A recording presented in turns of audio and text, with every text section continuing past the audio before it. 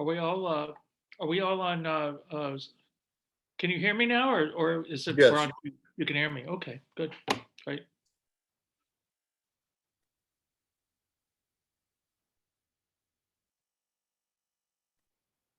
So we're going to pass the ball to Mr. Denenberg and then go from there. Yes. Yeah, I think we'll get started. I'll keep track of what's coming on here.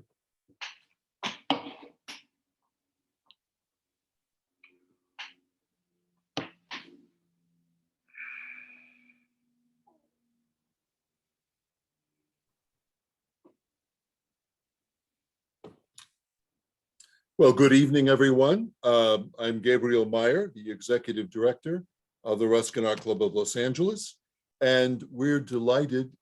Periodically, I'll interrupt my speech to be admitting people as we're going along tonight, and we're delighted to welcome you to a very special evening at Denenberg Fine Arts. Every portrait tells a story, with Curator Emeritus Robert Flynn Johnson. Having seen this exhibition some weeks ago, I can attest that you're in for a real treat, a visit not only to a remarkable collection of portraits from different periods, the 18th through the 21st centuries, and in different media, but a unique tour of a master collector's field of vision. The collector, Robert Flynn Johnson, will be on hand, as he is now, to introduce us to his artists and to their work. I was particularly struck by the Edgar Degas quote that forms the epigram to the collection. The artist does not draw what he sees, but what he must make others see. I'm going to turn things over now to our host for the evening, Stuart Denenberg, president of the Denenberg Fine Arts, a member with his wife, Beverly, of our Ruskin Art Club Board of Directors. Stuart. Good evening. You can hear me over the traffic. We're outside looking at the building in which this marvelous exhibition is housed. And we're going to walk in, and I want to introduce you to make a few remarks about Robert Johnson. Robert's somebody we've known for, gosh, over 35 years, almost 40 years.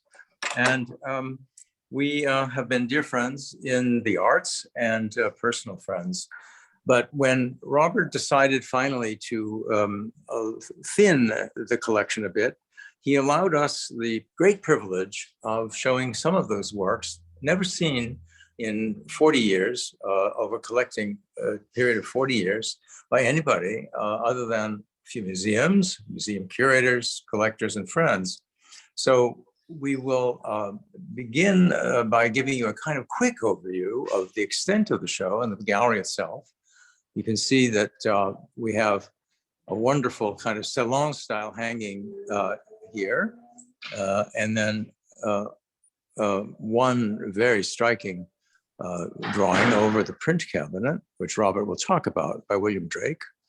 And then another salon style hanging, and then more. And the wonderful window that houses a wisteria outside, and more. And more and more. So Robert has introduced us to any number of unknown artists, unknown to me. He's a great expert in the 19th century particularly, and he is also a great connoisseur of photography. He taught at Stanford. He's been the curator. He's the curator emeritus of the Achenbach Foundation, which is the greatest graphics collection west of the Mississippi, and is part of the Fine Arts Museums of San Francisco.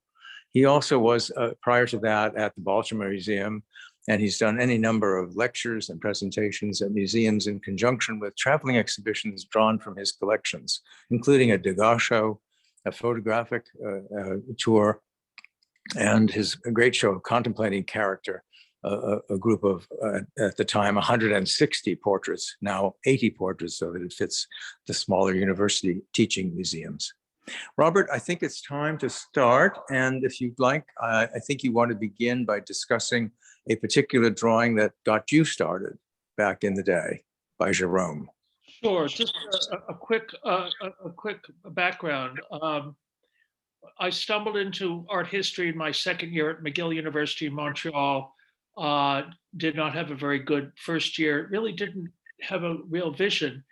And then I got a job showing the slides in the art history department. So I knew all the classes before I actually took them. That's how excited I got in art history. And so from there, I graduated with honors in art history, went to the Institute of Fine Arts at NYU. And before I started my my work as a graduate student, I got an internship at the Worcester Art Museum in Massachusetts and worked there in the summer. And I did an exhibition on the suggestion of the director there, a small exhibition using their permanent collection. Went off to graduate school, and about a month or two later in 1972, I was told by a friend who called to pick up a copy of the Boston Globe that day. And I said, why? And they said, because there's a rave review of your show at the Worcester Art Museum. The critic from the Boston Globe had come to see a bigger show, saw my show, which was on Whistler and his circle, and wrote about that. So after a year of graduate school, I hadn't gotten my degree. I loved my professors. I didn't like my fellow students much. I heard about this assistant curator's job at the Baltimore Museum, and when the curator was in New York and asked me how did he know I could possibly do the job, I handed him my Boston Globe review. So that helped, and I got the job at Baltimore. And the reason I'm telling you all of this is that when I got to Baltimore after McGill and the Worcester Art Museum and NYU. I had specialized in prints. I'd been most interested in prints, Northern Renaissance, Durr, and Schongauer, and that whole circle, Cranach. And so prints were something that I focused on. Prints are somewhat easy in the sense that we know exactly how many Whistler etchings there are, how many Whistler lithographs there are. It's a system, and you can judge the system. Drawings are more difficult because drawings are very often finished works, but there also can be means to an end. They can be process drawings. And so drawings was something I didn't know as much about as I wanted to. And the curator at the Baltimore Museum, Victor Carlson, who was an expert on Hubert Robert, Victor, as my boss, took me under his arm, and he was very, very influential in getting me up to speed in terms of understanding the aesthetics of drawings. Introduced me to a lot of people like David Daniels, the great collector in New York, Charles Reiskamp, the director of the Morgan Library, et cetera, et cetera. And so I really balanced out my early knowledge in prints with a greater knowledge of drawings. And then when I was recruited in 1975 to be the head of the Achenbach Prints and Drawings out of the Legion of Honor, the de Young and the Legion, I had a much more balanced view of the world in the area of drawings. Now, when I was still back as assistant curator at the Baltimore Museum, going around to some of the galleries that Victor Carlson had suggested, I went to a gallery called the Shepherd Gallery, which was up on just off of Madison Avenue. It's still in existence today. It's in a different location, but the Shepherd Gallery is still in business in New York City. And when I was there was a group show of 19th century French drawings. And when I was there was a drawing that transfixed me. It was a very beautiful roundel drawing of a young woman by Gérôme. Jean-Léon Gérôme was a famous academic, was one of the great academic French artists of the 19th century, very much in opposition to the Impressionists, but still was a good friend of Degas and was an absolutely master draftsman. He was Thomas Eakins' teacher later in his career, so he had an influence on American art through his through teaching Eakins. And there was this beautiful drawing, and I think it was $600, and I really wanted to buy it. I thought I could afford it, so I went back to Victor and said, to get his permission, as a assistant curator, could I have permission to buy the Gérôme drawing? And I showed him a picture of it, and he said, yeah, it's fine, except you really shouldn't spend more than $100 on a Gérôme drawing. He thought it was way too expensive. And he had obviously remembered when, you could buy French drawings by weight, rather than individually. And so He discouraged me. He thought it was too expensive, but I didn't care. And so I bought it over time. And that was the first drawing I bought for my collection in terms of portraiture. And at the time, I wasn't collecting portraits. I only bought it because it was beautiful. But over the next year or two, 3 years, after I got to San Francisco, I started, as I was going around, I was buying major works of art for my museum, but I was also seeing less expensive academic drawings that I thought were beautiful. And I can remember once asking a dealer after I bought a drawing for a fairly nominal amount of money. I said, "Well, I really love it, but why was it so inexpensive?" Oh, he said, "It's a portrait." He said, "People don't like portraits. They don't like portraits if it's of Sarah Bernhardt or Napoleon or Abraham Lincoln or some kind of famous person. But most people don't like portraits, and they're hard to sell." And of course, over the years, I've understood that statement. I often joke that portraits in most people's minds are family portraits that after somebody passes away, people hope they don't inherit them, and really don't want them. But then you turn around and you say, well, then how come like 9 out of 10 or 8 out of 10 of the most expensive works of art ever sold in the history of art are all portraits? This Leonardo, or at least attributed to Leonardo, was $450 million. That's portrait. Yes, it's Christ, it's Salvator Mundi, but it's a portrait. And just this week, for $195 million, there was an Andy Warhol of Marilyn Monroe. Last time I looked, it was a portrait. So, certain portraits can be really, really boring, but when a portrait is really good, it's really good.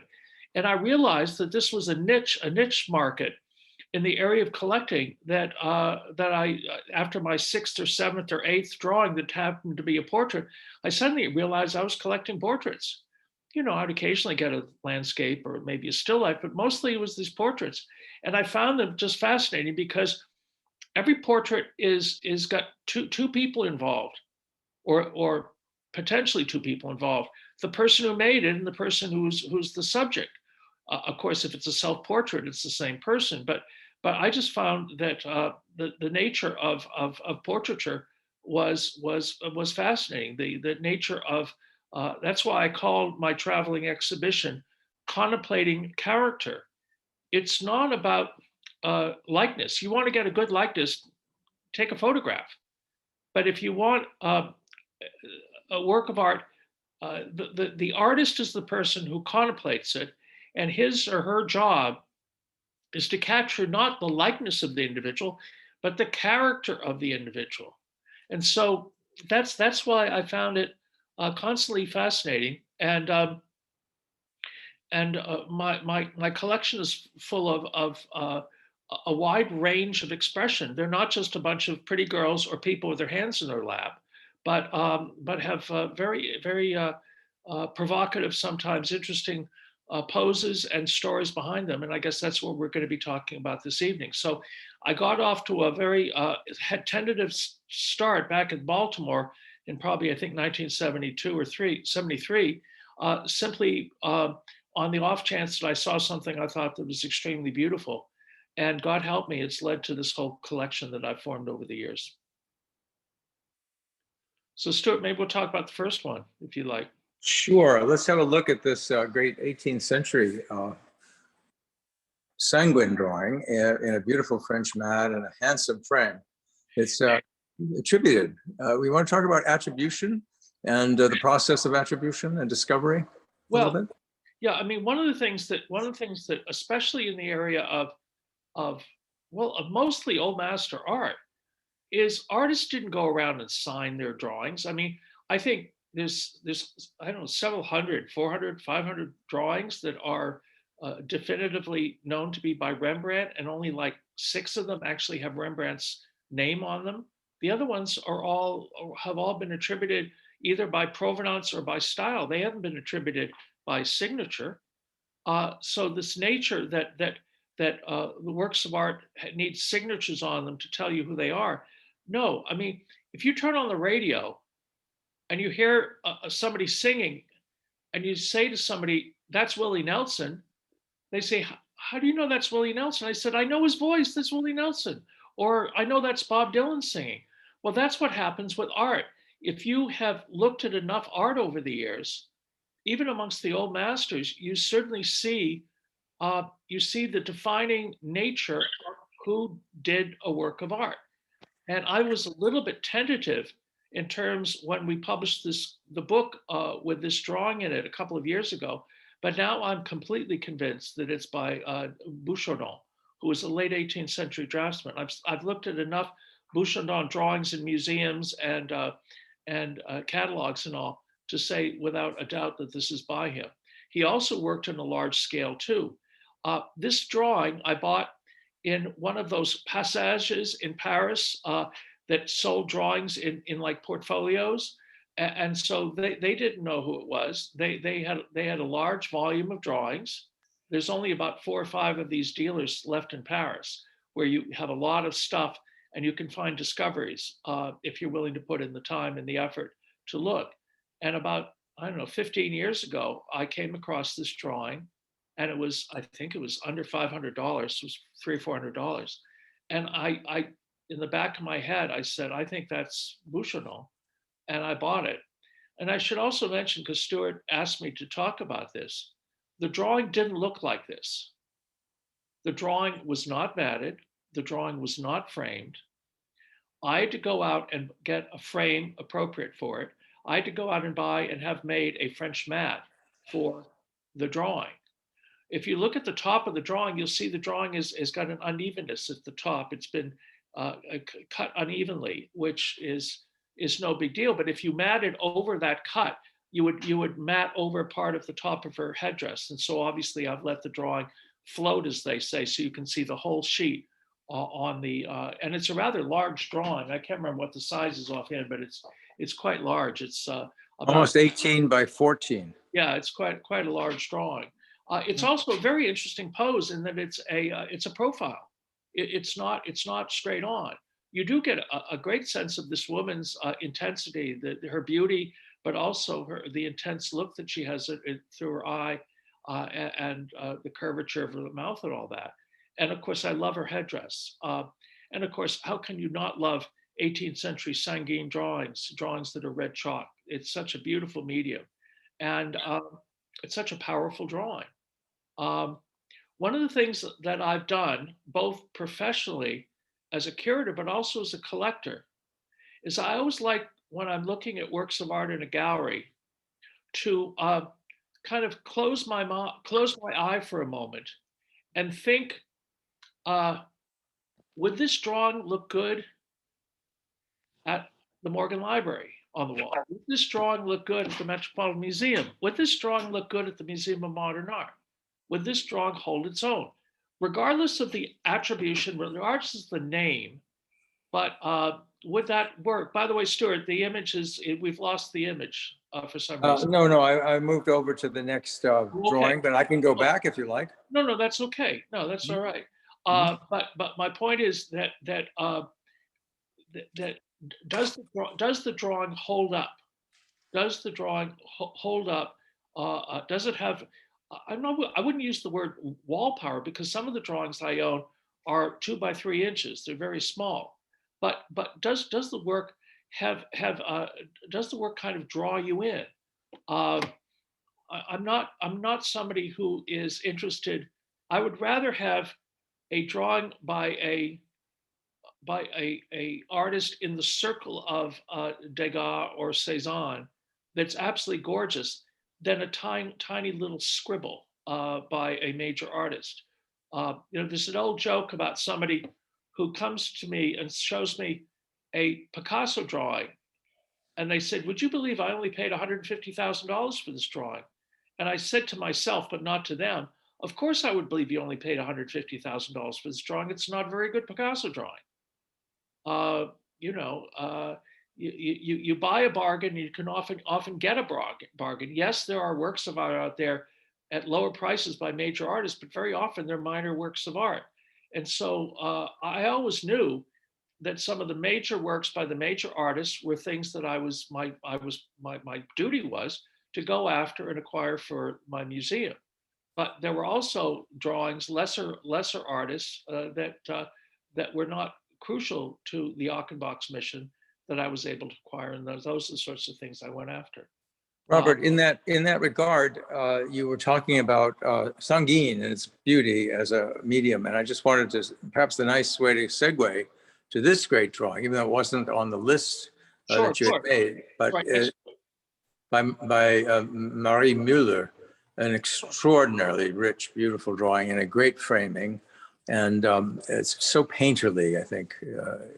Yes, I should also say sometimes I would go to Europe and I come back with a drawing and no frame, and sometimes I come back with a frame and no drawing. And this is a case of a time when I was in Europe and I went to the flea market, and I found when I went, it's a flea markets in quotes, because I went to a specialized dealer in the flea market that sold beautiful 18th and 19th century frames, and they weren't cheap. But I bought this frame because I thought it was so beautiful. And I think later, a couple of years later, I acquired the drawing, and I realized this frame was the perfect frame for this particular drawing. And so one of the joys of drawings, especially old masters in 19th century, is to put together these works of art, to find the right mat, to find the right frame, and put them together into a unified whole. Would this drawing be beautiful without the frame and the mat? Of course, but it's more beautiful with it, you see. And so one feels a certain pride, a certain what was a collaboration between the collector and the work of art itself by being able to show them at the most important way. If you go to an exhibition at the Morgan Library or the Met, you'll very often see a delicate Ang drawing in a gold frame, but with a dark blue or blue-green mat. And the reason is that in the 19th century, Ang actually framed and matted his drawings the same way, so that there would be a more of a concentration on the graphite line on the piece of white paper, and there wouldn't be the distraction of the white mat. And so very often, the way I mat and frame these drawings is not just some personal idiosyncratic thing I do. It's very much in the tradition of how these drawings were presented in the 19th century. And Stuart is absolutely right. This is an extremely beautiful drawing by an artist who has like only 2 lines in Benazzi. Very little is known about this particular woman, but clearly, do you walk away from the drawing simply because the artist doesn't have a grand reputation? No, you go after the drawing for what it is, and it was beautiful, and that's why I acquired it, and why I thought it was good enough to be not only framed and matted the way I've done it, but also included in my Contemplating Character book and catalog. Yep. Can you hold on the drawing a bit? Thank you. Right? I am on the drawing. Okay. You mean closer, like so? Yeah, you can see how the artist has stumped the drawing as much as he's drawn it. He's drawn the features of her face, but he's rubbed the drawing to get a sense of her beautiful red hair. She's worked the sheet very beautifully to give you a wonderful sense on the right-hand side of the drawing of her of the implication of her tousled hair. It's really a wonderful sheet. Stuart, we're still not seeing the drawing. It would be good to see the drawing a little bit longer. I don't understand, because I'm holding it directly at the drawing and not doing anything else. Yeah, Stuart, what's happening is when Robert speaks, the view goes back to him. Oh, See this. how can we change that? You can do share screen. I can stop talking. Shared screen. Robert, go to shared screen on your computer. Down below on the lower left, there should be a button that looks like. Okay, what do I do now? Click it, shared screen. Hold on. We got it now? What do you think? No, guys? it's not going to help us, Stuart. No. I just pressed on pin and it came where the speaker is. Mm-hmm. My screen now says you are screen sharing. Yeah, you don't want to do that. Okay. Stop sharing, okay? Yeah, because that's not what we want to see. We want to see the drawings. Well, one thing, Robert, frankly, we could do is you could stop your video entirely and just be a voice. It's fine with me. Is that Well, okay? No, Stuart, just if what we can do is just hold on the drawing for a moment before Robert speaks. That'll allow us to see it, Can and you then all, Robert can comment. can you all hear me now? Yes, Yes, Can you now see the drawing? no. no. Everybody needs to pin Stuart. If you pin Stuart, it'll hold on to Stuart's camera. How do you do that? Press on the drawing and then it will say pin and press on pin and it will take you to where the speaker is. I can see it completely enlarged. It's fantastic. Okay, because I can't see the drawings to press Well, pin. it should be in your gallery. If you In your look at gallery, yeah. view, if you look at view, Stuart should have it in the gallery. I just, And when you yeah, I open just- it up, press on the word pin. Ah, And I Got it. see it beautifully, trust me. okay. Thank you. all right, I can see the drawing and you don't have to see me. Can you hear me? Yes. Okay, well, then you don't have to look at me. So let's go around to the drawing, Stuart. Next one. Yeah. We're at the drawing now. No, this is the Mueller. Are we going to talk more about the Gabriel Mueller? Meyer. Press on the next drawing. Let's go to the next drawing, Stuart. Well, the point is, can you see me moving? Yes, yes, of course. There it Yeah. is. Oh, all right. We'll go to the next drawing. And what I'm going to do is I'm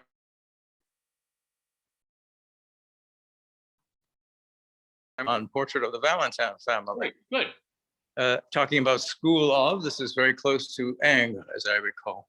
absolutely. Okay, now we will take a look.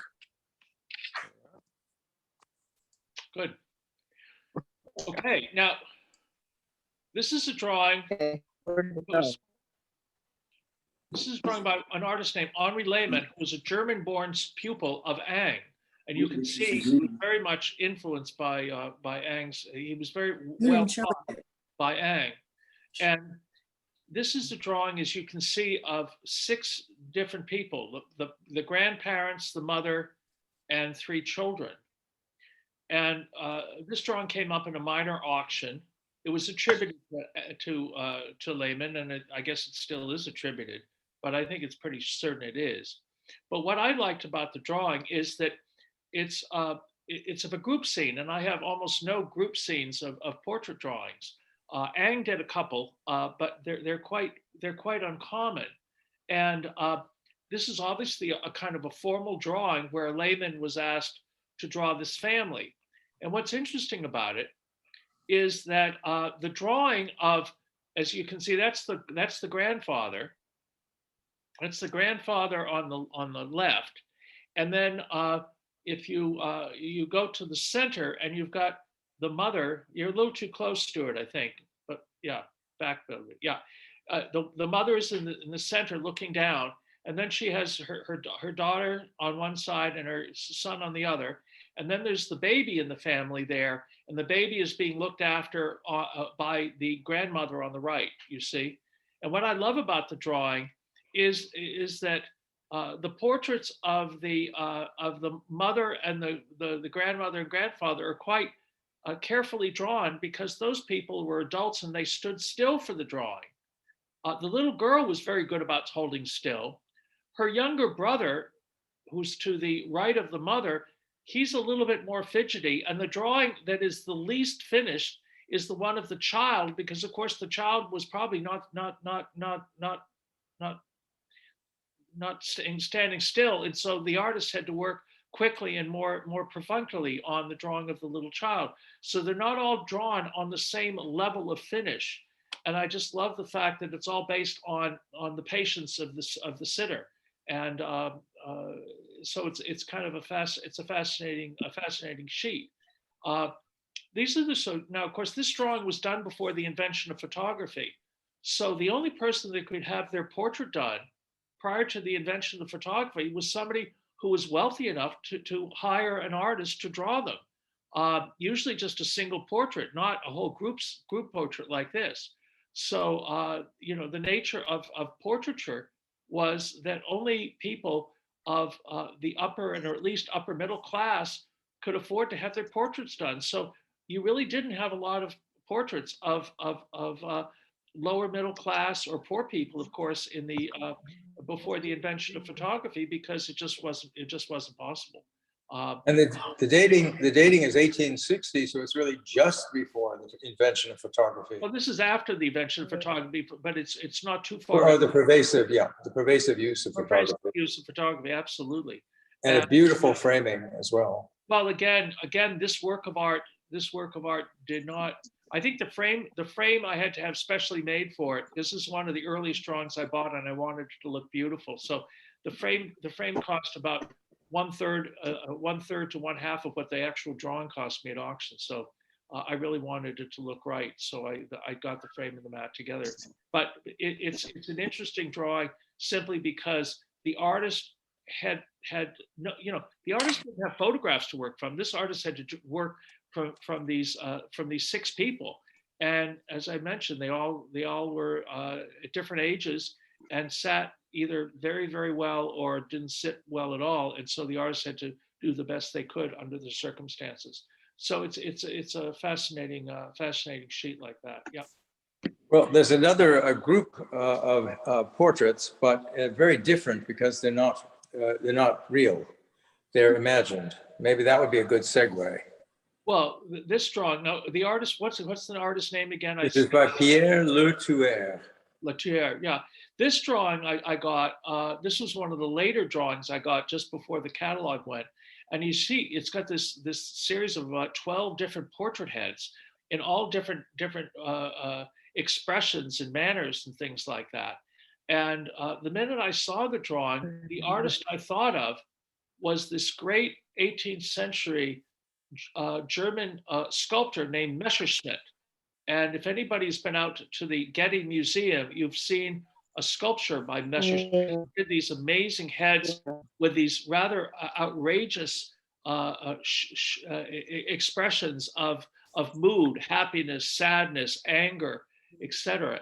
And I thought this drawing from the 19th century had that same quality of the kind of weird, strange quality that Messerschmitt's works of art have. And as I said, the Getty owns one. They're very rare sculptures. The Getty owns one, the Louvre owns one, etc. And I just found it a fascinating sheet. Speaking of characters, we're going to go now looking at a portrait of a smuggler by a man named Luce. I'm going to turn off the video while I walk over there if I can. Please.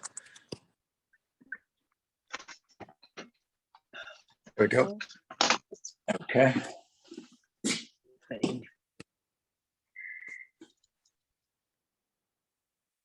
Yeah, there it is.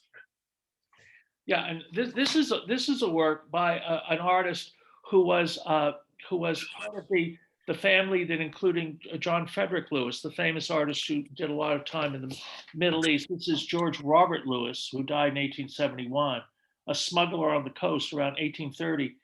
I should also mention that one of the things that I've often said about collecting is the greatest works I collected, the greatest things I collected was the friendship of the dealers and the curators and the other collectors that I connected with over the years.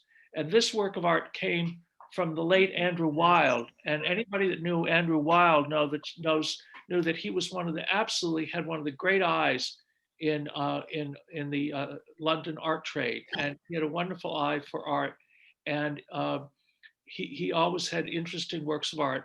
You know, because he dealt mostly in English works of art, they tended to be landscapes, of course, in landscape watercolors. But he had the occasional drawing like this that I found was riveting. And when I look at this, I know who did it. It's this English artist, but it has the quality of early Jericho. It has the quality, that mysterious, powerful quality that you see in Jericho's works of art. Again, it's absolutely watercolor. Not all my works are watercolors. I have them, but most of the works tend to be drawings. But this is a work of art that I found was very compelling and consequently acquired for the collection. Not a major artist, but that doesn't matter. The work is major in my eyes. The quality is major. I'm less interested in names. While we're on the subject of Jericho, why don't we look at the Jericho drawing that's in the show? Absolutely. It's an interesting experience Robert and I had, in that I acquired this drawing, and this is my drawing, as it happens. It was, I don't know if you can see it very well with this glare. Okay. Yeah. It was acquired with an attribution to Pierre Leone Ghezzi and published as such in a museum catalog, misattributed. Absolutely. And I knew it wasn't Ghezzi because I know Ghezzi's work, and they're caricatures, 18th century Italian caricatures. But this had, to me, the look of a 19th century artist. I couldn't quite place it. And then I looked through some books and I said, well, I think it's got to be Jericho. And in a matter of fact, a few people came through the gallery who were able to help me with the attribution. Robert's one of them, but I'm going to leave that to the end of the story. One of them is a man named Conrad Oberhuber, who was a very distinguished curator. Met him at Harvard many, many years ago when I was working for the Fogg Museum. And he became a very close friend and stayed with us many times. He saw the drawing here. He said, yeah, I think you're right. I think it's Jericho. And then the curator of Old Master Drawings at Stockholm was the brother-in-law of a framer. And he happened in one day and he concurred. Then Robert saw it and he said, of course it's Jericho. And not only is it Jericho, I think I know who did it. And I think I know who the sitter is. And Robert, why don't you tell us who you think the sitter is? Isn't it his pupil Vernet? I think so. That's right. Horace Vernet. That's right. And they traveled to England together, and Horace Vernet and Jericho both studied with Horace's father, Carl Vernet. So it's a matter of discovery and attribution and friendship, all tied up into one. Yeah, I mean, one of the things that that anybody that says, well, I've got a collection of drawings and I've got 150 drawings and every one is absolutely what it's supposed to be, I say, well, that's fine, good for you. But a really good collector of drawings has, especially in the area of old master drawings, has a lot of works of art that are firmly attributed, but also has 8, 10, 15, 20 drawings that they've acquired over the years that are beautiful drawings, but whose absolute authorship is up in the air. And that's okay, because it's the shifting sands. You hear about works of art that have been misattributed over the years and finally get pinned down. And rather than that be frustrating, it's actually one of the joys of collecting in this area. That sense of connoisseurship, that sense of talking over, could it be this? Could it be that? And consequently, because there's a lot of ifs involved, certain works of art in the area of old masters and 19th century tend to be not as expensive as they could be. Now, obviously, when a drawing is absolutely firmly attributed, such as a drawing that was up in the air for many decades or maybe centuries, and is now being sold, I think, this weekend as a Michelangelo drawing at Christie's, it's obviously going to bring a fortune. And it's going to have, it's going to be some .com king's going to buy it, but it's one of those things where that drawing, if it was not by Michelangelo, beautiful drawing, Renaissance drawing, but not by Michelangelo, it would be worth $20,000, $15,000, just on the basis of the beauty of the draftsmanship. But now that it's supposedly by Michelangelo, it could bring $40 million, $45 million. And it's the same drawing. It's just got a big name on it now. So now we're going to look at a drawing by another lesser known artist, if I can find it. And where am I here? Pasteur. Where is the Pasteur? It's over on the wall opposite the big Deville. Oh. Next to the Deville, near the Deville. Near the Deville. Yeah. It is? Oh, I see. Wait, there it is. Yep. Yes. Octave Tessert. Great. Um, This is a drawing, I believe that this came from the Shepherd Gallery years later from when I bought that Jerome. And I Eric thought- Carlson, actually. What? Eric Carlson, actually. Eric Carlson had it. Yep, Okay, yep. Eric Carlson, who was the late Eric Carlson, who was a professor of art history at the State University of New York, and he was also a dealer on the side. And I loved it because I knew it was a much unloved drawing. Because look at the artist it's a self-portrait. He has his hands to his chin. He's crossed his legs, and in the foreground of the picture is his bare foot sticking out. So it's obviously a drawing that he never did intending to sell it to anybody. It's a drawing he just did in the mirror one day when maybe the model didn't show up, and so he drew himself. But it's a wonderfully expressive little sheet there, and I just love his foot sticking in the foreground. He obviously didn't care who saw it, because he knew he was the only person who was going to see it, because he never did the drawing with the intention of selling this.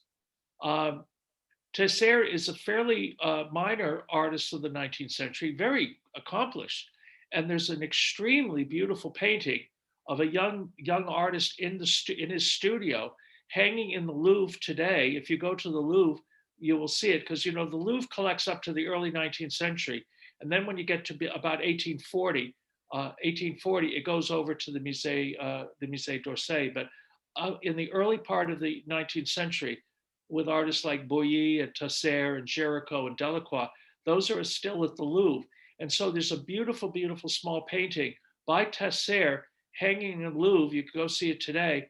And in the corner is this rather beautiful easel with the curved top that you see just behind Tesser in the drawing. And so that same easel is in that painting at the Louvre by Tesser. Again, it's very important to understand that most paintings, there are oil sketches, but most paintings were done to be finished and done. Most paintings. Prints were done with the intent of making a multiple original, where the multiple original, whether it be from a copper plate or wood block, would be printed in multiple impressions to be sold. But a great number, the majority of drawings were never drawn to be made, signed, and sold. The majority of the drawings were process drawings. They were drawings where the artist was thinking on paper, where the artist was working out a problem, usually for a sculpture or a painting or a print or whatever. And they were drawings that were means to an end, not ends in themselves. And so there are drawings in my collection of their so-called presentation drawings, where they're fully finished drawings. Let's look at one of those right now, Robert. Sure, great. William Drake. Absolutely. This is a drawing by a 19th century American artist. It's an amazing piece of draftsmanship. When one thinks of American art of the 19th century, you mostly think about paintings by Church and Asher B. Durand, and later Winslow Homer, Thomas Akins, etc. This is a drawing that's clearly done by an artist who is very, very well taught. And it's a drawing of 1860. Is it 1862 or 4? I can't remember the date. 62. 1862. It's done at the Cooper Union in New York. So it's done. When Abraham Lincoln was president. And I love the fact of it's a tête d'expression, a head of an expressionistic head, which was something that you see in 18th and 19th century drawings and sometimes oil sketches. So it's this figure showing either shock or surprise. So it's got an emotional content. And I love the fact that there's kind of wind blowing through his turban, so you can see the tassels behind his head blowing in the wind. It's an extraordinary drawing. I'm happy to say that this drawing was in that frame. That's the original frame. It had, the original glass in it, which has those little bubbles in and stuff like that. And I know some purist would say, I did the wrong thing. But when I get a drawing like this home and it's got that original bubble glass with the bubbles in it, I immediately throw the bubble glass away. Number one, it's very old and it's very brittle. And the fact that it's an original glass is beside the point. All it means is you've got a very good chance that the glass is going to break and cut your drawing.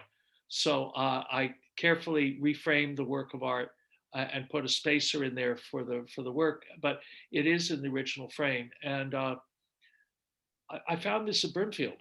I found it at I found it on a table in a field at Brimfield. Brimfield is an antique market in New England that happens 3 weeks a year. Second week of July, second week of September, second week of May. And I get there occasionally. You know, it's a long way from San Francisco, but I saw this and I couldn't believe it. And Thanks to the power of the drawing, it has pride of place. It's really got its own, it's wonderful. And holds the wall beautifully. how did I find it? Well, Woody Allen said 90% of success is showing up, and I was in the right place at the right time, and I couldn't believe it. I skipped out of that antique fair that day. It's a beautiful drawing, and the Orientalist I should also mention it doesn't happen very often. makes you wonder whether it's an American drawing. It really it doesn't look like an American drawing unless you know Rimmer and that sort of thing and other Orientalists. But it was fully inscribed and fully inscribed dated and identified. So there it is. So here's a drawing that's a little bit later, 1880, by François Joseph Guiguet. Guiguet.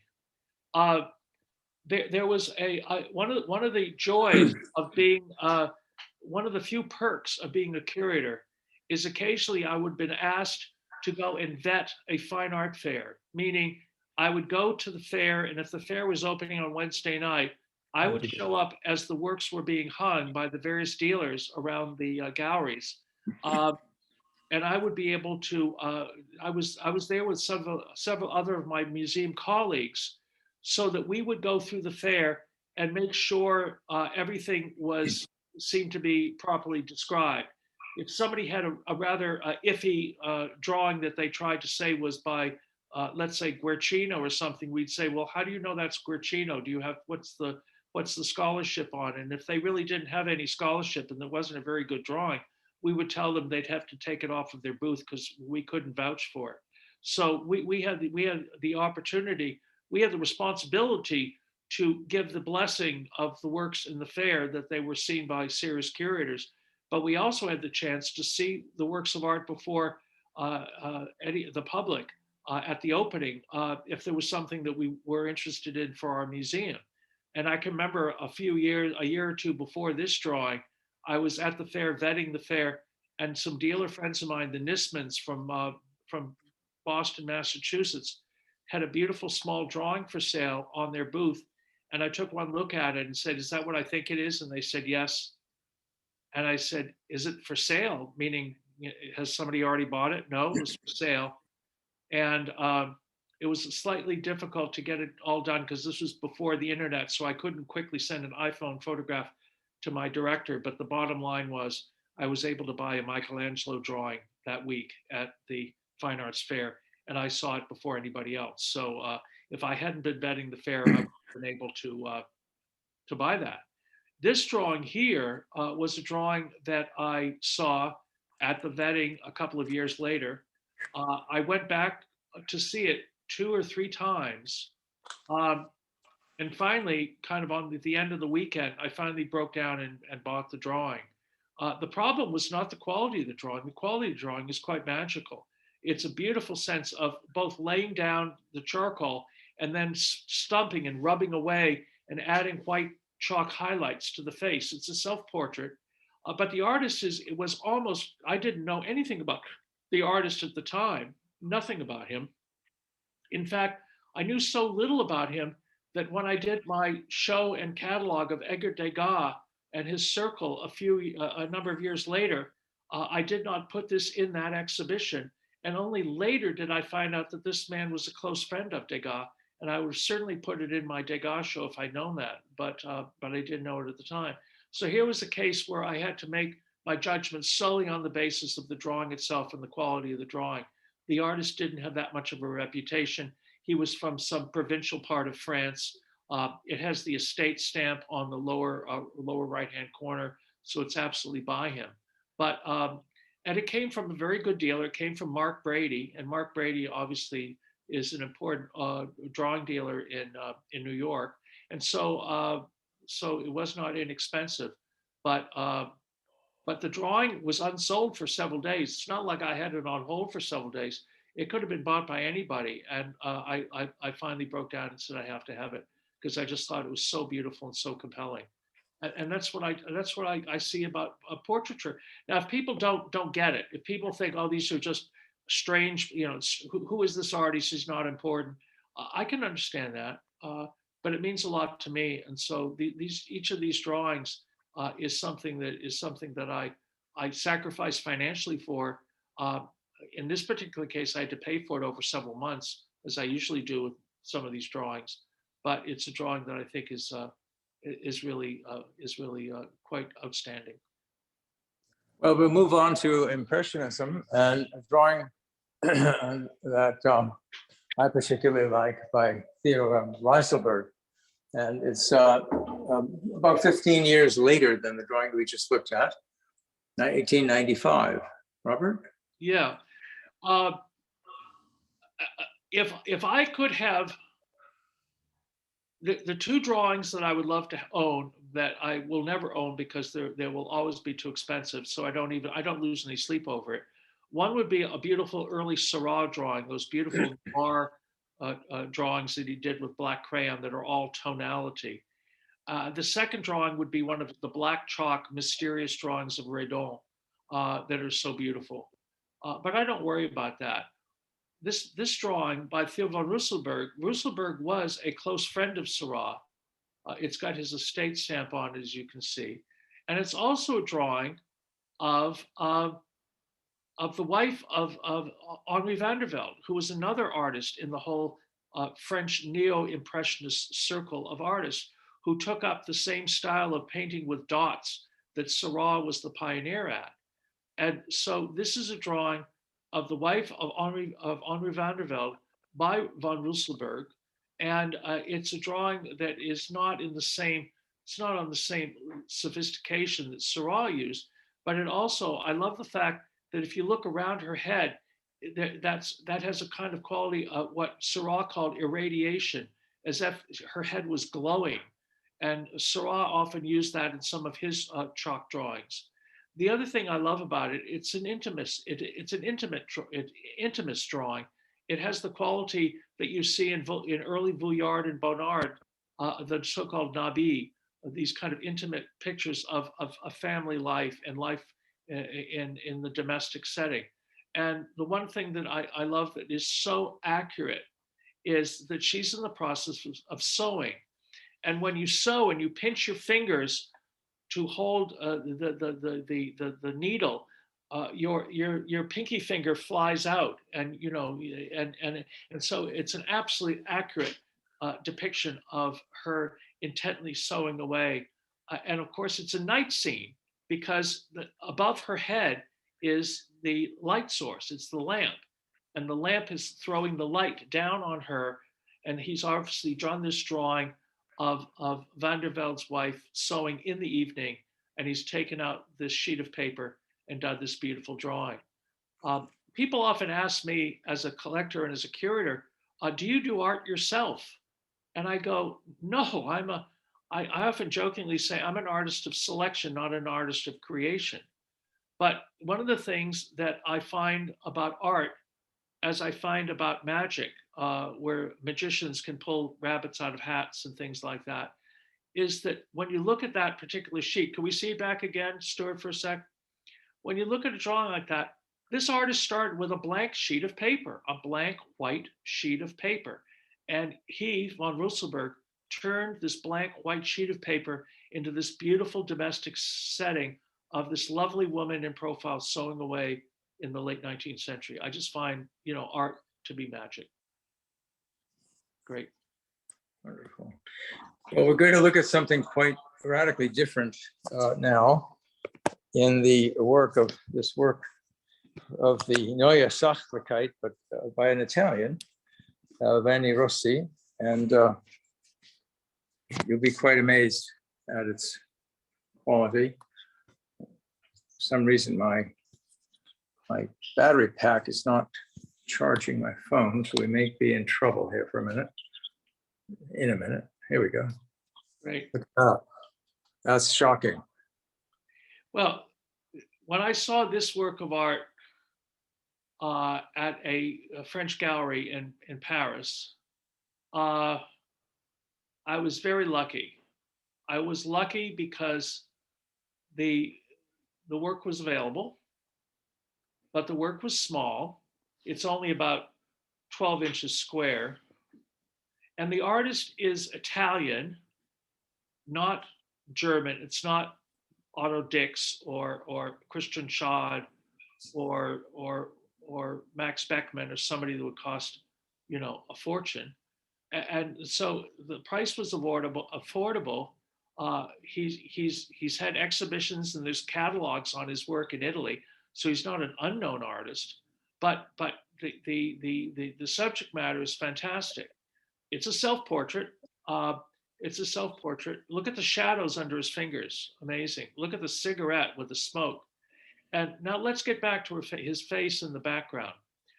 So what fascinated me was, here is this young man who is quite willing, even though he's a young man, to show that he's losing his hair.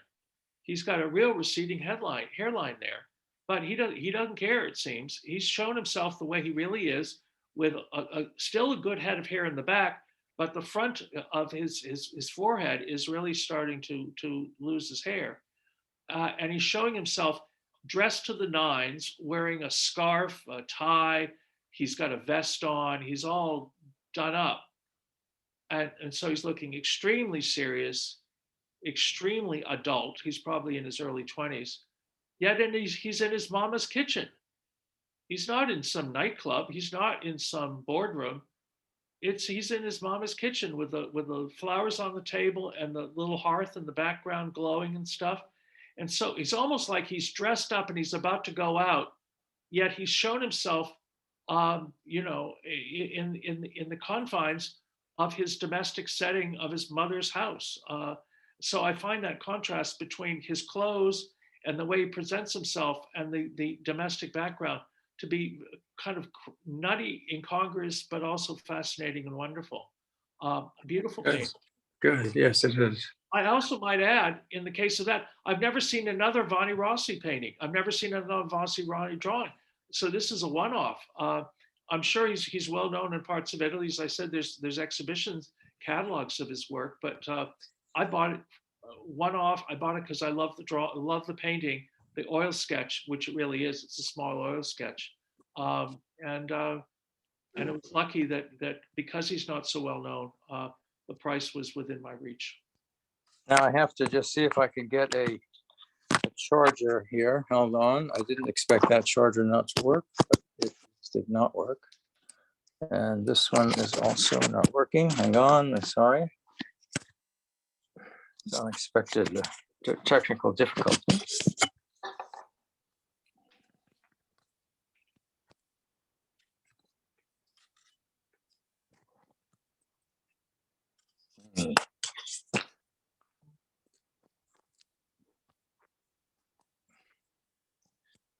Oh, we may have to go on. Stuart, maybe you could use Beverly's phone. Oh, that's not a bad idea. Just switch over. Good idea. Good thinking. We're still on audio. Beverly, may I use your phone? Thank you. Hold on. Let's see here. As I was saying a couple of minutes ago, one of the things that is good about being older and collecting over time is one gains a greater sense of confidence in your own eye, that the sense that it doesn't have to be a famous artist. It doesn't have to be, a I can remember once there was a dealer, a very good dealer in New York, who dealt in American paintings, and he told a rich collector that he had a couple of very good paintings. One was by Charles Sheeler, and the other one was by George O'Keeffe. And they were both excellent paintings. And the collector came over to see these two important paintings. And the painting by Charles Sheeler was a bouquet of flowers. And the painting by George O'Keeffe was one of her paintings from her series of paintings of barns. She did a series of paintings of barns in Canada. And the collector said, no, barns by Sheeler, flowers by O'Keeffe. In other words, they wanted, it's like buying a landscape by Degas. I don't want a landscape by Degas. I want a ballerina by Degas.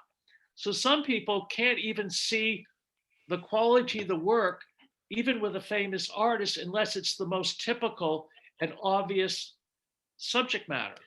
So, so the idea of getting beyond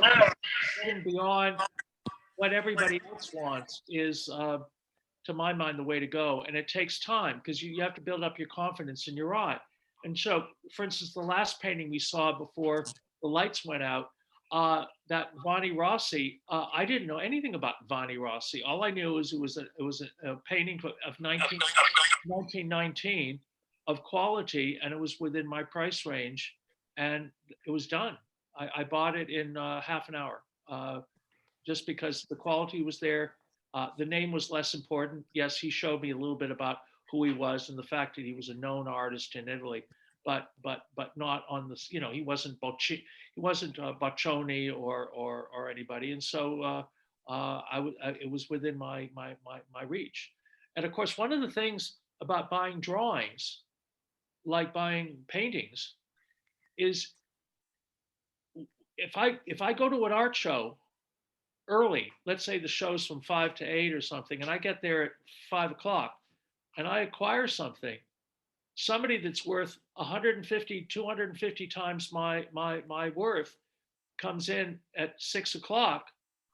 Once the red dot's on that drawing, they could have bought and sold me 500 times over, but it's too late, it's gone. And so the early bird does get the worm sometimes. When I was a curator, I was always there. I practically disguised myself as the cleaning crew to get into some of the print fairs before anybody else to see the stuff for the museum. So you get there as early as possible because if you get there, it doesn't matter how rich or powerful somebody is. Once that red dot's on the work of art, it's gone. And it's unlike buying an Ansel Adams photograph or a Picasso etching, where if you don't get that one, there might be another impression of that photograph or that print coming along. In the case of unique drawings or unique paintings, the whole stupid thing about NFTs that they say, well, these are unique, it's unique. And I go, every little drawing at the Long Beach flea market's unique. Every daguerreotype is unique. 98% of them are ugly and not very interesting, but they're all unique, early daguerreotypes. So unique per se doesn't mean diddly. It's unique good. Mm-hmm. You got to have the word good after unique. So unique per se doesn't mean anything. Any help, Stuart?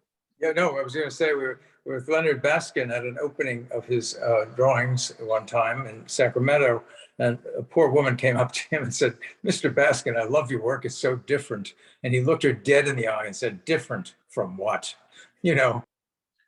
Well, exactly. Well, Leonard was he was amazingly supportive of artists of the past.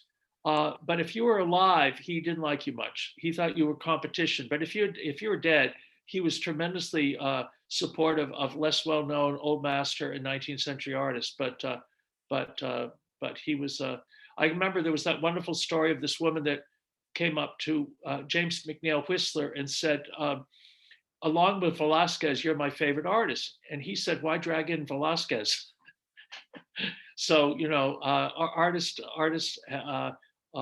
deserve to have their egos. They deserve to have their egos. How we doing?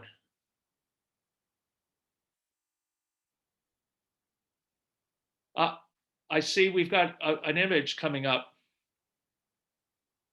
Can you, are we looking at the Baskin? I'm seeing the Baskin. Can anybody hear me? I guess we got to connect. Yes, like we can hear you, Robert. Okay, good. So we should get the Baskin on the phone right now. Does everybody see the Baskin drawing or not? Can you see it? Yeah, there we go. There we Okay. go. All right.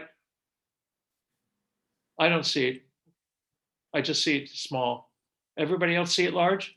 Or you can go large, you can go full screen. Oh yeah, full screen. That's good for everybody, hopefully. Oh, we lost it again. No, I don't know what's going on. No, it's right we're there. gonna have to pin the new phone. That's what's Pin the happening. new phone. I understand. Let's see if we can do that. This set.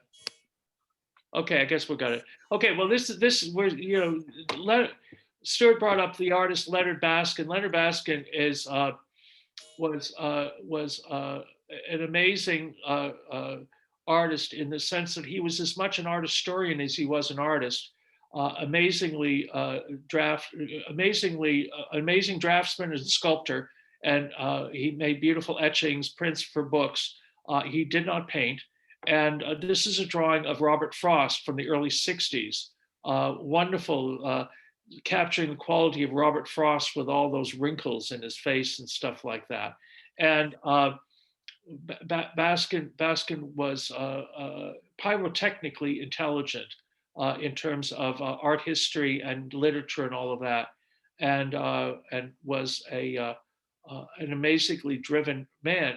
His only fault was, besides being a great artist, he was a great collector, and very often he would just lose himself trying to buy works of art that were beyond his means, and so very often, occasionally, we get into some financial trouble because he was trying to buy works of art that he really probably shouldn't have been able to afford.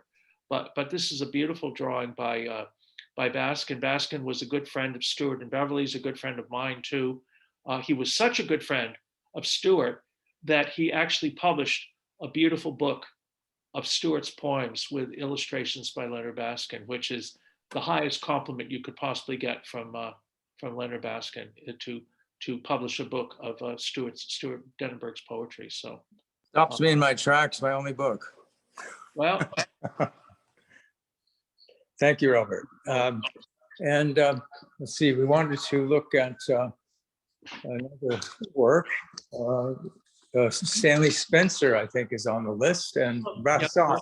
Which would you like to look at first, Brassai or Stanley? No, Spencer's fine. It's right there. It's close. Good. Okay. Stanley Spencer was an official member of the odd eccentric artists of all time in England. And you have people like Spencer, Francis Bacon, Lucian Freud, all the way back to William Blake. Spencer, some of his famous paintings are extremely strange, early 19th century, with people coming out of their graves in a churchyard and stuff like that, with the resurrection. But he was a master draftsman. This is a portrait of a man named Sir Henry Schlesser, who was one of Stanley Spencer's early patrons. That artists are always out of money. They never have enough dough just to get by to buy their materials and stuff. And Schlesser was somebody that early in Spencer's career would buy the occasional painting or drawing to keep body and soul together. And so he did this portrait of his patron, Schlesser, and it has this intensity of draftsmanship. And when I look at this thing, I think of early Renaissance silver point drawings by Jan van Eyck and people like that. And of course, it's a drawing of an elderly man. It's not a drawing of a pretty girl. It's a drawing of an elderly man. But it's an intense drawing of a man who meant a lot to Spencer, because this is a man who, as I said, was an early patron of his, who was willing to back him financially and help him out earlier in his career. And so there's obviously a connection, an emotional connection between sitter and artist. And I found it very compelling. Again, it's the sort of drawing that a lot of people would say, I don't want a drawing of an old man like that. Except once you know the story behind the drawing, suddenly the drawing becomes farther. If this was an anonymous drawing, we didn't know who it's, I mean, not anonymous drawing, if it was by Spencer, but we didn't know who the person was. It was just an anonymous man. It would be less interesting. But the fact that we know exactly who this man was and what he meant to Spencer's career makes the drawing, I find, come alive. So it has both the quality of the drawing, but also has the backstory, which is so fascinating. Each, as I said, all of these drawings are either fascinating as self-portraits, where it's the artist drawing himself or herself, but also the fact that there's these two stories, the story of the artist, but also the story of the sitter.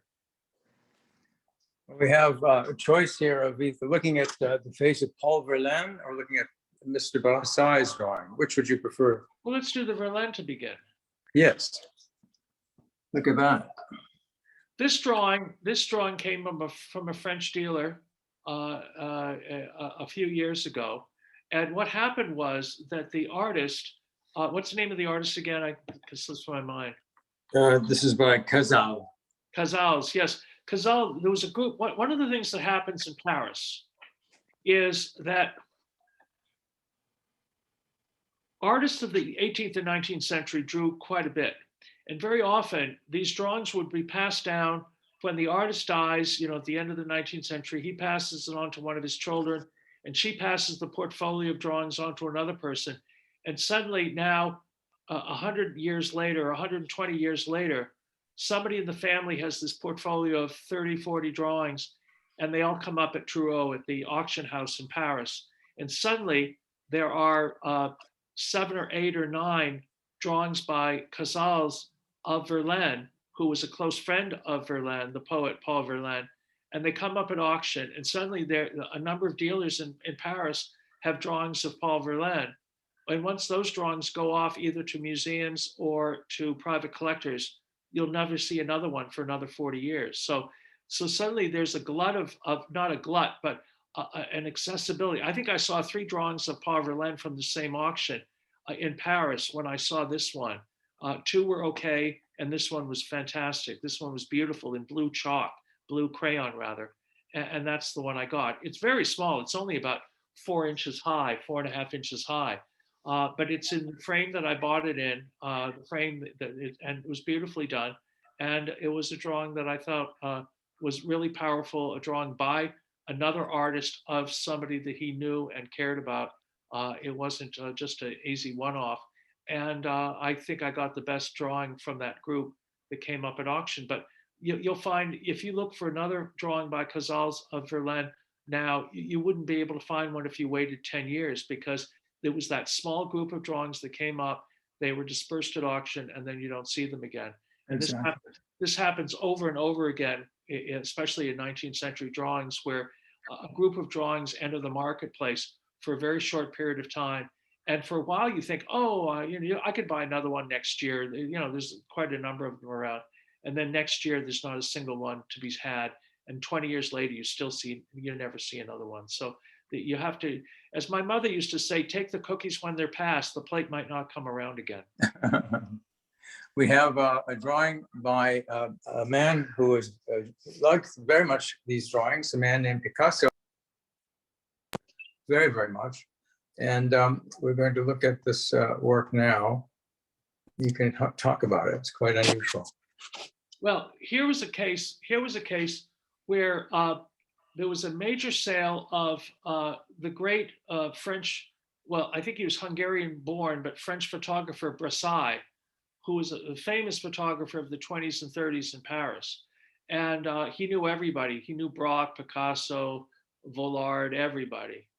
And there was a major estate sale. I think he died in like the late 80s. And there was an estate sale. It came up at auction.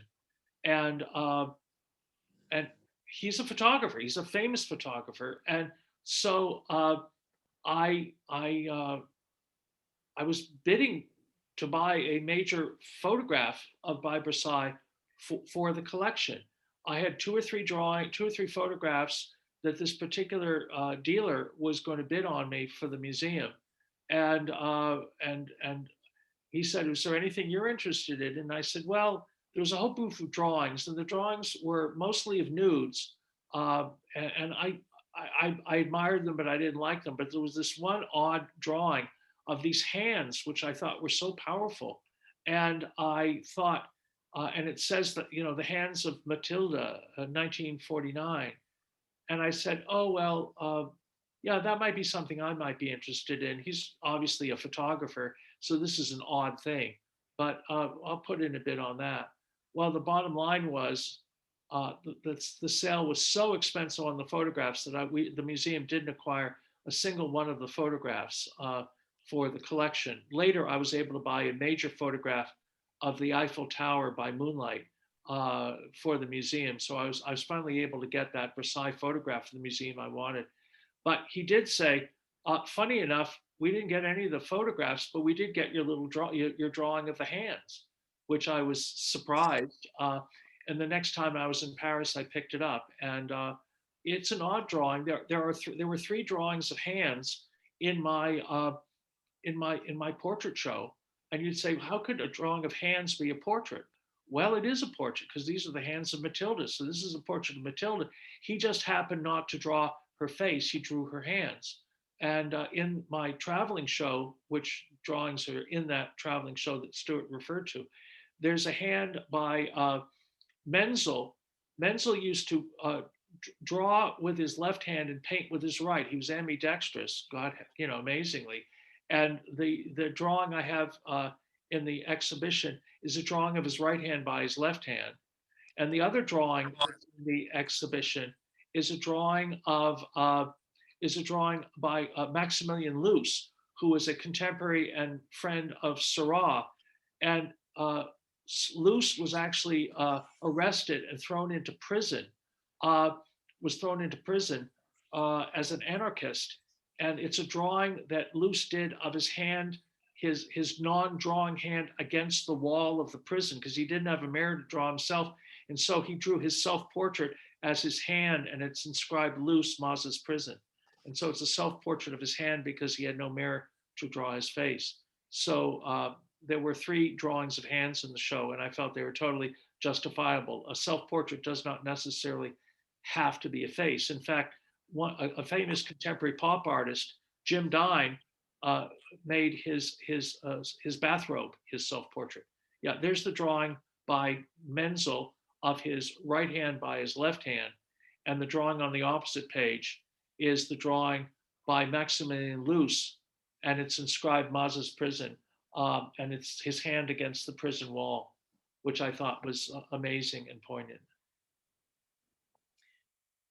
There's a wonderful drawing discovery as well in the back here, something that was acquired locally in Los Angeles from a distinguished collection, a woman named Norma Bartman, who gave a painting by Akins and many other things and support to the LA County Museum. And it was a puzzle for some time. And I've just solved the puzzle, and I want to just quickly share this drawing, again in that beautiful 18th century sanguine chalk, which I attributed, having looked here and there and hither and yon, but to Carl van Loo.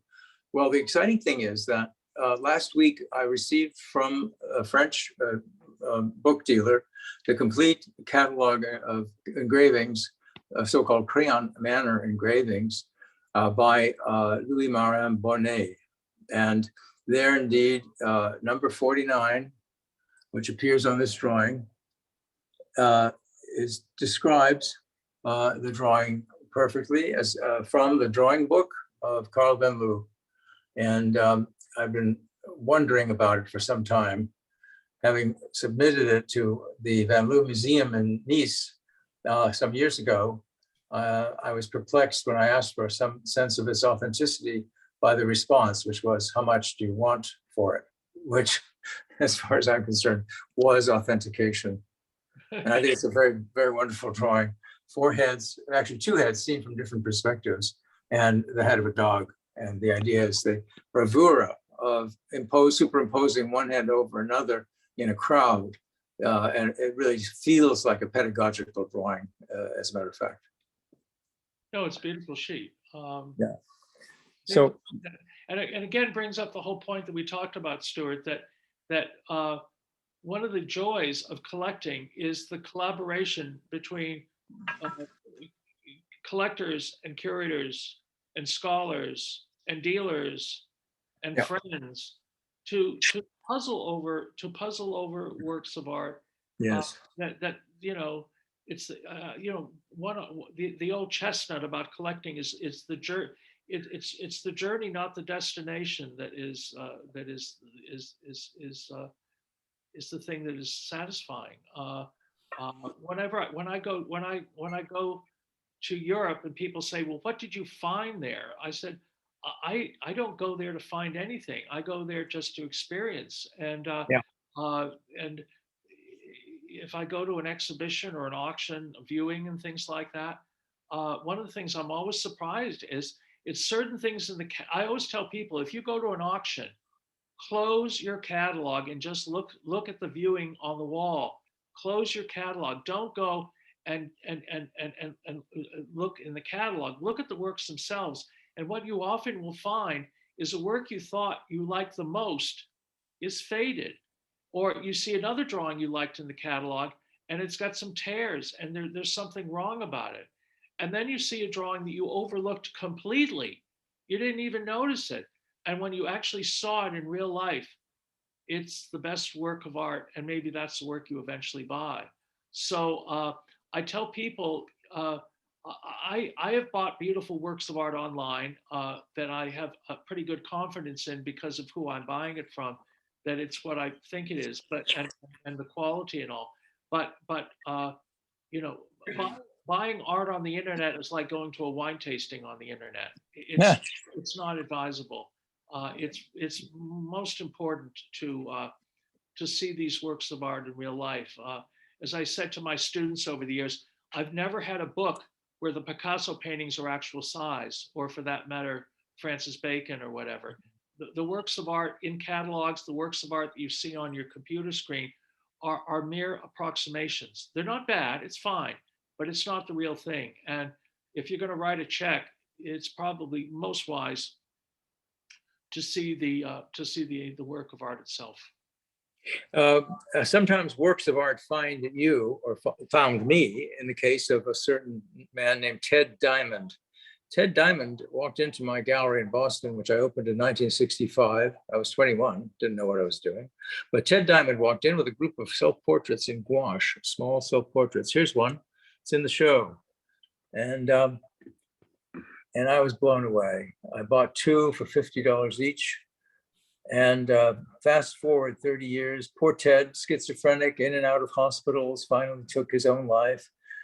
His very dear friend knew him, took him to lunch and gave him $20 and sent him on his way back to the psych ward. And there in the psych ward were notebooks filled with these gouaches, which he left her. And 30 years later, she came to me and asked me if I was interested. I said, I happen to know knew Ted Diamond. I knew him, and I bought two drawings. I'd like to see what you have. And she brought me the most amazing trove of, as Robert has seen, and he's called them jazz era, self-portraits, portraits of other patients on the ward. And at their height, they become a kind of abstract beat kind of bebop imagery. They're just terrific. And we're very pleased to have acquired the entire estate from our friend in Santa Fe. When I looked at them, Stuart, I thought, when I looked at them, I said, these are beatnik drawings. Yeah. And I say that as a compliment. They capture, they're not 60s drawings, they're 50s drawings. They capture that kind of coffee house intellectual poetry, angry young man type quality. And they well, you know, the term that I want to hear is they capture a zeitgeist, just as Andy Warhol's silkscreens paintings capture a certain zeitgeist of the early 60s. Yeah. I think Ted Diamond's portraits capture a zeitgeist of the 50s. And I find them very much emblematic of that era. And I find them very powerful. Done in the 80s, but 70s and 80s, but still Yeah, rich, it doesn't matter. hard to looking back. He never really left the 50s, I think. No, That's I when, don't, yeah, I don't think, I agree. I Yeah. don't think he ever left the 50. I don't think he was, I don't think he did. right, exactly. Well, I think we should open it up to questions now, unless you want to look at some other drawings, Robert. No, I'm fine. I'm fine. What time do we have, Gabriel? It's almost 6:30. Oh, okay. I think it's a wonderful time to open the questions. I'll be delighted to. Anybody want to break the ice? Well, one of the things I've got to say is that recently I've been spending a certain amount of time each week with an associate, and we've been photographing and documenting into a database my collection here in San Francisco of photographs and drawings and prints. And I'm doing that so my kids, I've got 2 kids and 4 grandkids, will know what the hell this stuff is. Because as much as I love my children, none of them are going into art history. My daughter's a school teacher and my son was a pilot in the US Army. So neither of them are in the area of collecting seriously. And I know each of them will want 6, 7, 8, 10 works maybe.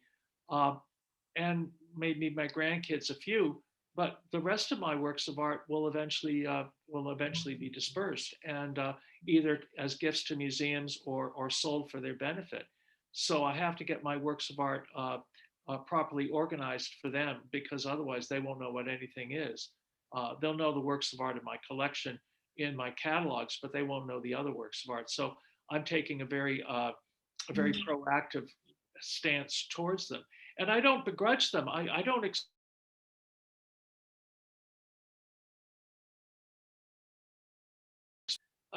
this is an artist named Jean Deville. And when I saw this work of Jean Deville was one of the most important Belgian symbolist artists of the end of the 19th century. He's Self-portrait.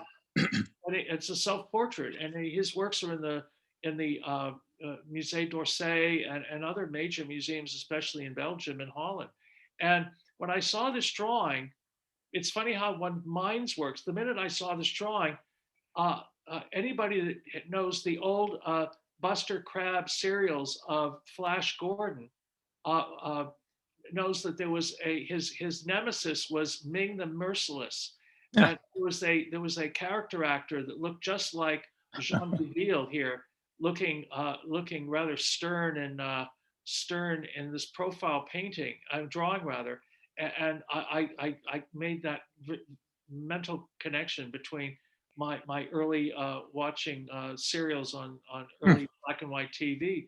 But in fact, it's a terrific drawing. It's as good as, again, it's a drawing. When I saw it, I closed my eyes and said, this could be hanging in the Musée d'Orsay. This could be hanging in the Morgan Library. Again, the frame and the mat wasn't on it. I framed it later. But it's a powerful drawing. And you say, how could this be a self-portrait? It's a profile. Well, all the artist needs to do a profile of themselves is 2 mirrors, you see. You set up one mirror, you point another mirror to the side, and you've got a profile of yourself for a self-portrait drawing. It looks a little bit like Samuel Beckett. He does look a bit like him. We have another drawing here that has both heads and hands. Happens to be a portrait of Louis Pasteur, the great French scientist, by Antoine Jouez, who was, I think, associated with Carolus Durand, and he may have been a friend of Degas. I don't know. Yeah, but it's an extraordinary work, and he was a master of pastels, and this is a pastel. And Louis Pasteur had a lame hand. His left hand was not good, and in fact, this is a study for a painting of the man, which is on the ceiling of the Hall of Sciences at City Hall in Paris. Wow. Well, it's funny. I'm just doing a kind of a view. Which hand was lame? Which hand was lame? Do you know? Yes, the one that's above, the left hand. No, it's the right hand, isn't it? Yeah, the thumb. The right hand, yes. Right hand, yeah, right hand, yeah. Yeah. Well, he didn't have a lame head, that's for sure. No, I have a biography that is Absolutely. astounding. We're just going to go quickly through the show and look at reprise some of the drawings that we Go looked back at. to the young lady below there. Okay. Here's a drawing. Here's a drawing. It's a very personal drawing. It's a drawing by the Irish artist Daniel McLeese of his sister. It's inscribed down below in the bottom area of Anna, you'll see, or Anne, I guess. And it's a drawing of his sister. And so this was a drawing he undoubtedly gave to his sister. And so it's a familial drawing. It's a personal drawing. It's a really private drawing.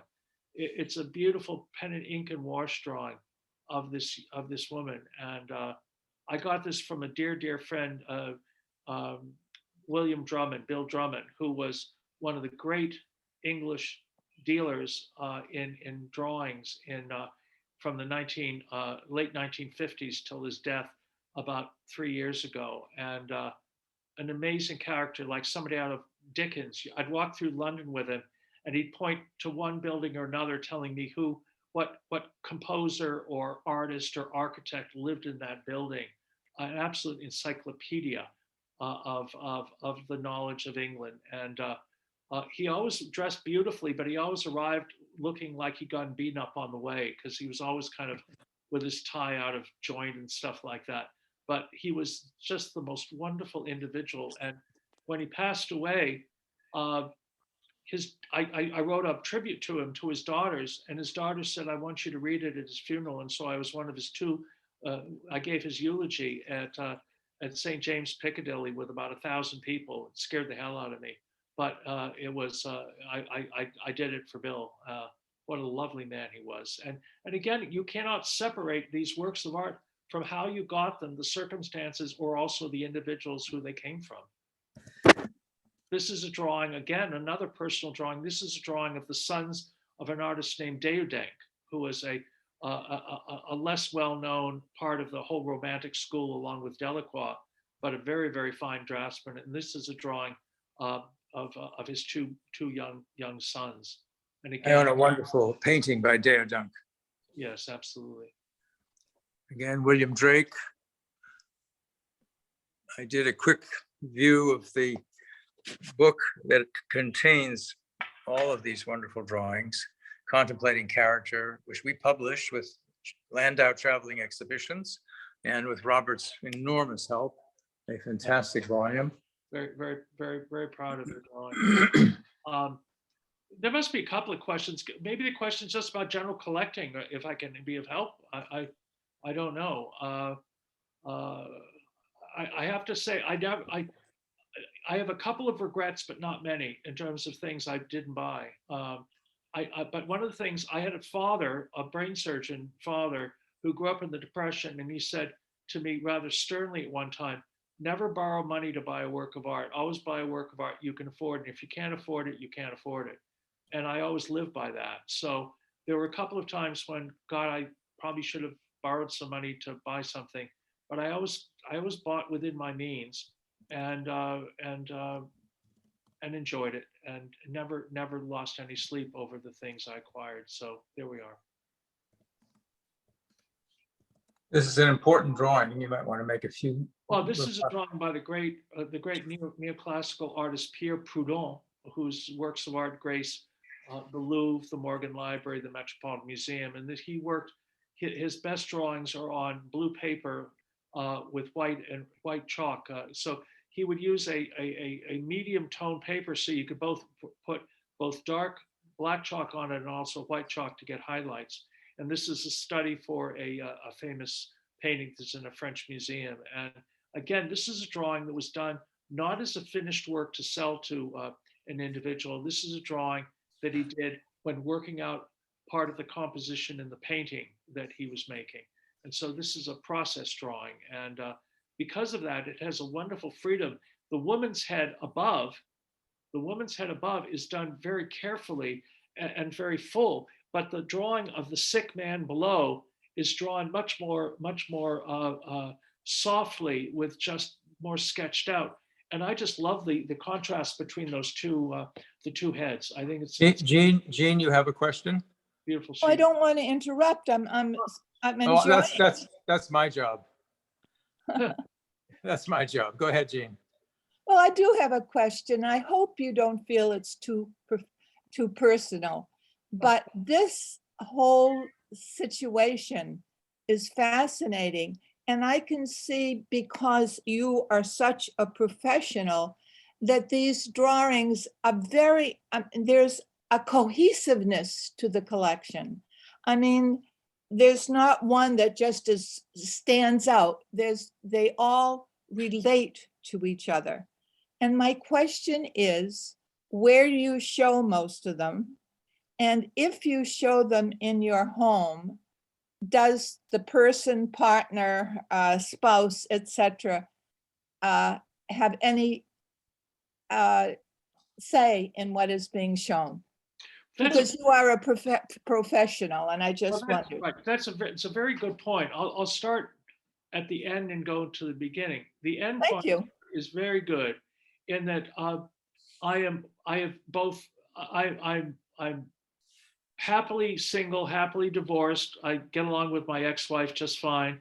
But I have to say that I only have to convince the person I shave every morning when I buy a work of art, because I don't have anybody else that wags their finger at me and says, no, no, no, no, no, too expensive, too ugly, too big, too small.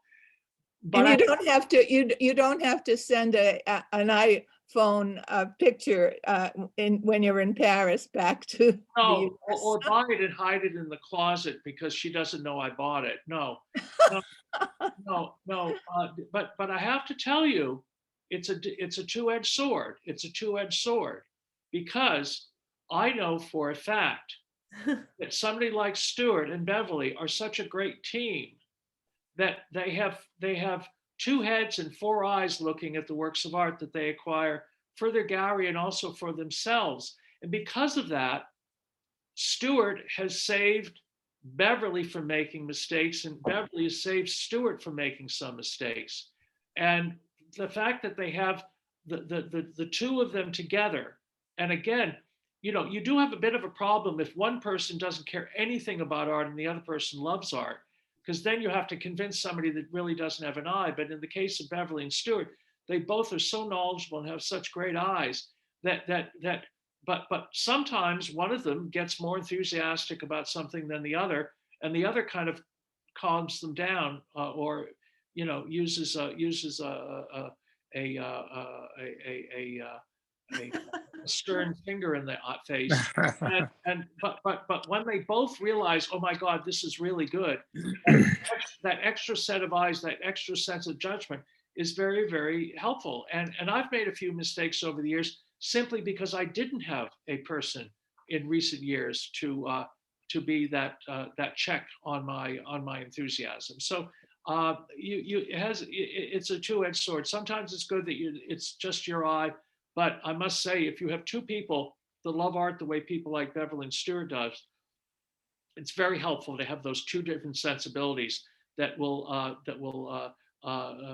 complement each other when it comes to acquiring a work of art. So it's a two-edged sword. In terms of, Stacy has something. I'm sorry? Stacy, hi.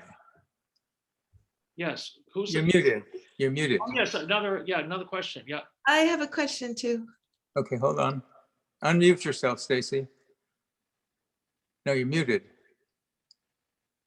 You're still No, muted. she's not muted. Elena has a question too, so. Okay, Elena, go ahead. I just, my father taught classical drawing, and he was an incredible draftsman. And, I'm wondering, do you ever see contemporary artists drawing in this tradition, or, is it lost? It's not lost, but it's going down the drain in a big hurry. It's going down the drain in a big hurry. I can always remember my friend Wayne Thiebaud once said to this artist that he was teaching up at Davis, I guess, UC Davis. He was suggesting that this particular student take some studio classes in drawing, drawing for the model and stuff. And Yes. the student who wasn't very good at drawing said, "Oh, Mr. Thiebaud, I already took that. I took a studio class 2 years ago. It was like, what? I mean, Wayne Thiebaud drew from the model for 70, for 85 of his 101 years. Yeah, He yeah. didn't stop. You don't stop drawing. No, You don't and my- stop drawing. And you know, when Diebenkorn was doing his Ocean Park paintings that are abstraction, he was Right. still drawing from the model twice a month. Well, that's a good point because my dad also taught Disney animators anatomy because they believed they had to know, even though we're drawing these sort of blobby figures, they had to know anatomy. They had to know how the body properly moved, even animal bodies. And, you know, I'm fascinated with that. So, you know, I'm a believer too, that being a writer, I'm a believer that the past already informs what we're doing now. So, you know, that's why I'm hoping that this is something that can be. No, Oh, there are artists out there. There's an artist named Joel Daniel Phillips, who is he's currently in Tulsa on a fellowship, but he's an amazing draftsman, and he's doing a series of drawings based on killed negatives that were in the WPA by Sean and Evans and Lang and stuff. These amazing Oh, 50-inch by 80-inch drawings, and he's just a wow. master. You know, one of the, you'll love it. A couple of these artists who I know have asked me to write, you know, introductions to their catalogs and stuff, and I always say, well, I don't want to be paid. Don't pay me. We'll do art for art. I'll write the introduction. You do a drawing of me. And so I've got a drawing by Joel Daniel Phillips he did of me, and my children are going to have to decide and draw straws to see who gets it. And Very good. May I interject? Yes. Yeah, I am currently a student at the Golden Gate Atelier. It's taught by Andy Amaral, and he studied at the Florence Academy. And one of his co-students was Gerald Ackerman, who published the book on the Barg. Yeah, the Barg drawing plates, and Ackerman has this great essay. So for me, it's been really exciting to draw. So we're drawing the Barg, like I'm halfway through my Belvedere drawing plate, and those are also the curriculum was designed by Jerome. So a lot of the names you've been bringing up, and you know, so it's out there. You just have to know where to look. It's like this little silo of education. So I'm in the San Francisco Bay Area. There's the Golden Gate Atelier, Sadie Valeri. There's his last name is Buchanan, and he just illustrated some doors for the Salamagundi Club in New York City. So, but like I said, you have to know where to look. And then, of course, LA has tons of great figurative work, artists, and tons of great figurative education, as well as in New York City. So it's it's coming, it's there. Your statement would have been valid 20 years ago, but it's not anymore. So anyway, a little update. great. That's Can wonderful. Can I say anything? Hello? You need the Art Students League. Learning to see is drawing. Drawing teaches you how to really see. It's the foundation of everything. I mean, it tells you everything you need to know. It's a skill, but it's training your eye to really pay attention. Exactly. We're back to Ruskin. Back to Back to Ruskin. Ruskin Yeah, and yeah. You know, I lived in Ruskin's house in Venice. It was incredible to wake up every morning on the Giudecca Canal, knowing that John Ruskin had probably walked through the same doorway that I was walking out to go to Academia. It was fantastic. Yes, how great.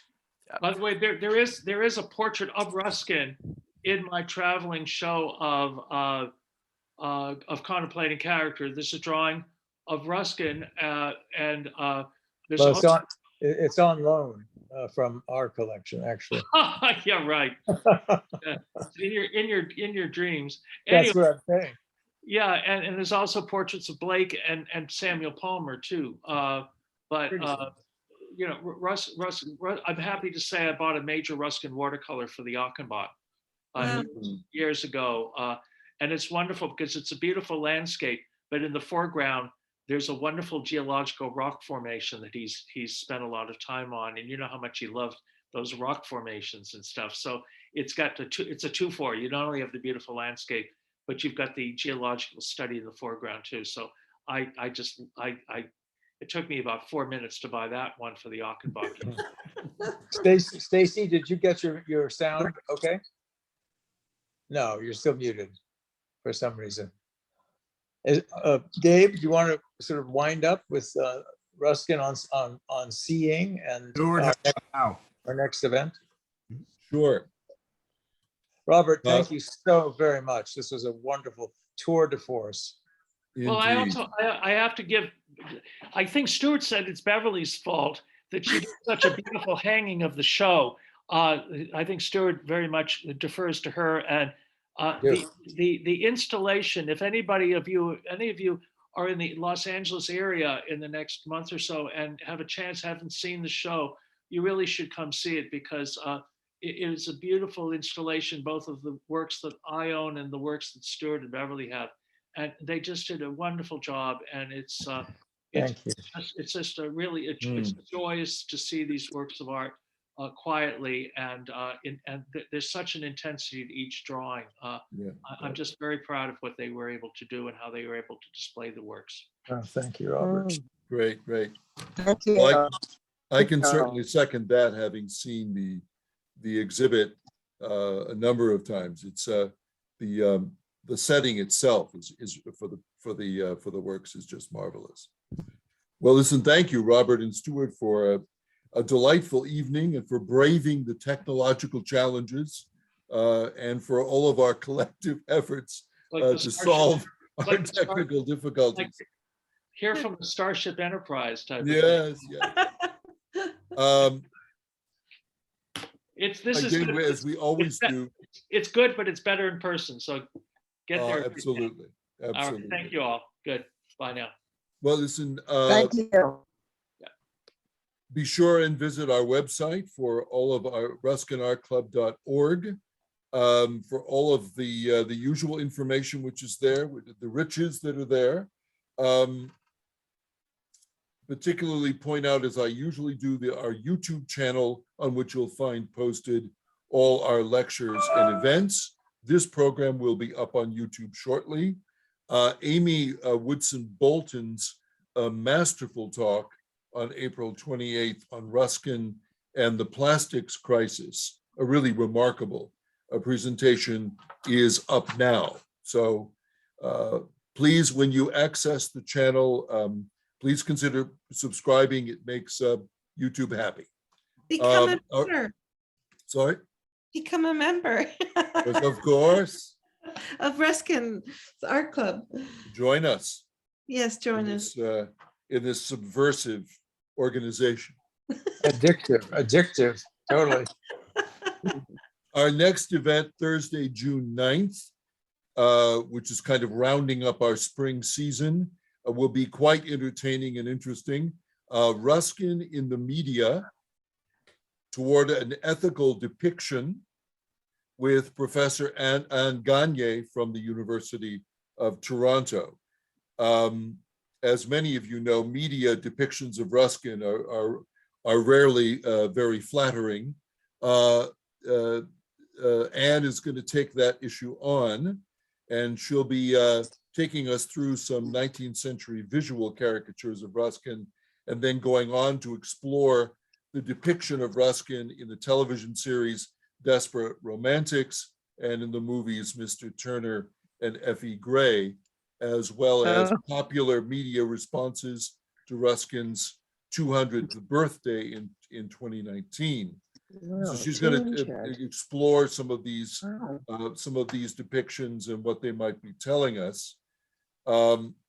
She is an educational developer, Universal Design for Learning at the University of Toronto, and an adjunct communications instructor at George Brown College. Her book, Embodying the Tactile in Victorian Literature, was published by Lexington Press in 2021. So this promises to be a very entertaining near close to our spring season. The final event of the spring season will be on Thursday, June 30th, which will be a virtual tour of the Autry Institute's Braun Research Library at the Autry Museum of the American West. The library and research center is not yet open to the public, so we're getting a preview of the remarkable holdings of this library focused on the American West, including a collection of historic materials donated to the Southwest Museum by the Ruskin Art Club in 1919, which we ourselves have not seen in any number of years. So we'll then take a couple of months off, July and August, and be back with a bang in September with the annual Ruskin Lecture at USC, this time in person, as well as live stream. So listen, thank you all for coming, and we'll see you on June 9th. Thank you, Gabriel. Thank you. Thank you. Thank you, Stuart. Thanks, A great, everyone. great pleasure. Hmm.